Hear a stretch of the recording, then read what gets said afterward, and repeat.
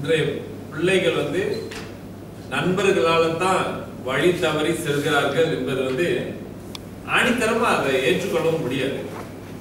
அதாவது ஒரு சிறுவன், ஒரு பையன் இல்ல ஒரு பொண்ணா இருந்தாலும் சரி, வளர்ப்பு முறையே அவர்களை உருவாக்குறது தவிர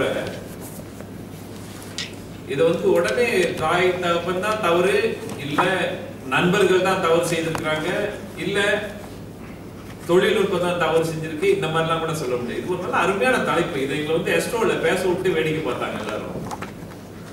தலைவர் இருக்கிறாங்க, இவங்க இளைஞர்கள்னாலதான் சிறுவர்கள் கெட்டு போறாங்கன்னு சொல்லி எஸ்ட்ரோல பேசியிருக்கிறாங்க. இவங்க எஸ்ட்ரோ புகழ் சுகந்தி.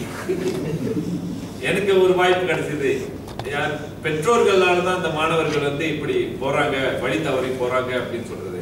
இதை ஒட்டுமொத்தமா பார்த்தோம்னு சொன்னாக்கா பெற்றோர்களை அதிகமாவே சாடக்கூடிய சூழ்நிலை இருக்கிறது. ஏன்னாக்கா இன்னைக்கு பெற்றோர்கள் பிள்ளைகளோட பொறுப்பு வளர்த்து ஆளாக்குறது நம்மளுடைய பொறுப்பு அல்லவா? இப்ப பெற்றோர்கள் பிள்ளைங்க எங்க போறாங்க, யாரோட பழகுறாங்க, எந்த மாதிரி நண்பர்களோட பழகுறாங்க, இதெல்லாம் பார்க்க வேண்டியது நம்மளோட தார்மீக பொறுப்பு. நம்ம என்னத்துக்கு கொண்டு வந்தாங்க இந்த உலகத்துக்கு, நம்ம தான் அந்த பொறுப்பை எடுக்கணும். ஆனா இதையும் தவறி ஒரு சில மேற்கோள் காட்டலாம். ஒரு சில குடும்பங்கள்ல பாத்தீங்கன்னா தாய் தகப்பன் தங்கம், ஆனா பிள்ளை பார்த்தாக்க சரியான தருதலை.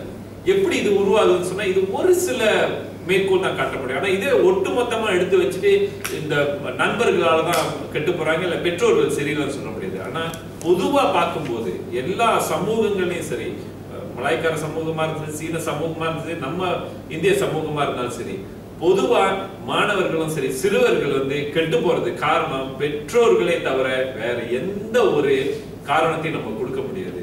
இன்றைக்கு பெற்றோர்கள் நம்ம போறோம், ஜோகூர் மாநிலத்துல அளவுக்கு மீறி பெற்றோர்களால் தான் குழந்தைகள் பாதிக்கப்படுறாங்க. இன்றைக்கு வேலைக்கு போயிடுறாங்க, வேலைக்கு போன பிறகு சிங்கப்பூருக்கு போய் வேலை செய்யறாங்க. காலையில் இருட்டுல போறாங்க, வர்றது இருட்டுல வர்றாங்க. நடுவுல என்ன நடக்குதுன்னே தெரியல.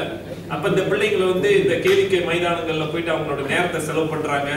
தகாத நண்பர்களோட சேர்ந்து கெட்டு போறது அதிகமா பட்சம் நடக்குது. இதை இன்னும் ஒரு மேற்கோள்லாம் கொடுக்கணும்னு சொன்னாக்கா முரளி அந்த மாதிரி இளைஞர்கள் நிறைய புள்ளி விவரங்களை கொடுக்க முடியும். நன்றி. முரளி